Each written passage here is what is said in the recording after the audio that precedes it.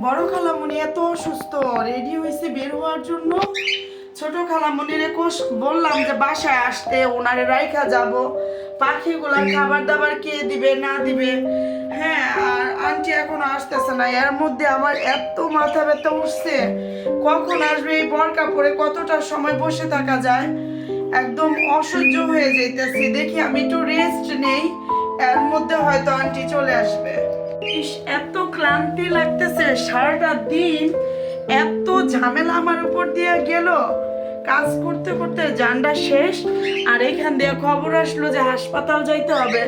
রাত্রে হাসপাতাল থাকা কতটা যে কষ্টের আল্লাহ ছাড়া কেউ জানে না। মাথা ব্যথায় আর ভাল লাগতেছে না।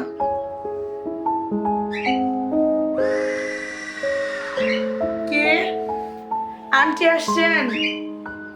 কে? আন্টি? কে? আন্টি আসছেন? আন্টি? আন্টি?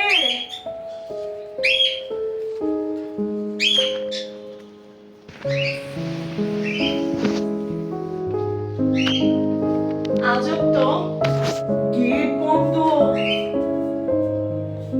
আমি যেমন লাগলো দুইটা পা দেখলাম।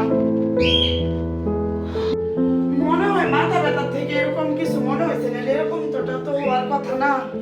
ওরে মাথা ব্যথা উঠছে, আল্লাহ কেমনে হাসপাতাল যাই, সারা রাতের ব্যাপার, কখন আন্টি আসবো।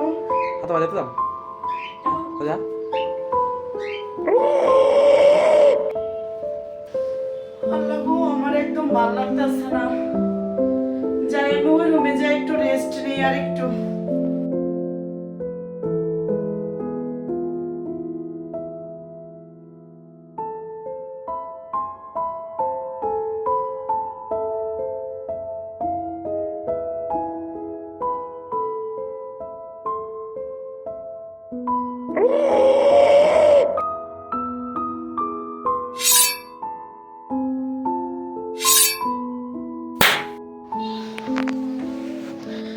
আল্লাহ গো, আমারে কে এমন জোরে থাপ্পড়টা মারলো?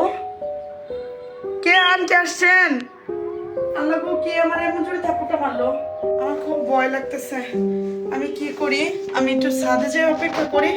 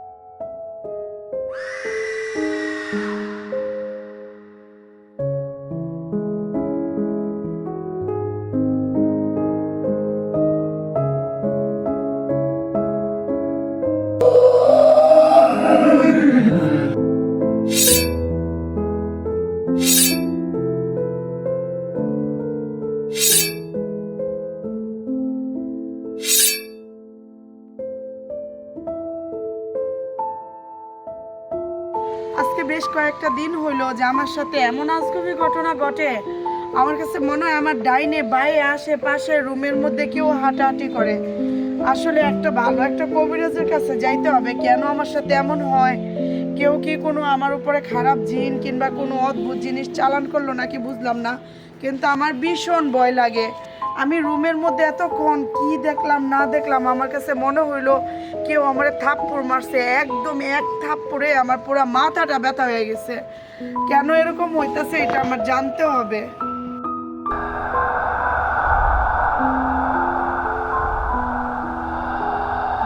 তাড়াতাড়ি পাঠায় দাও, আমার অনেক ভয় লাগতেছে। আমার পুরো শরীর ভয়ে কাঁপতেছে। ছাদের মধ্যে একটা মানুষও নাই, আমি একা। আমার প্রচন্ড ভয় লাগছে। আল্লাহ গো, কি জানি একটা লাগলো যে আমার সামনে এসে পড়লো। কি জানি মনে হইলো, কিসের ছাওয়া এটা? কে কে কে আমাকে ভয় দেখাইতেছ? আমি কিন্তু ভীষণ ভয় পাইতেছি। কে তুমি? আমাকে কে ভয় দেখাইতেছ?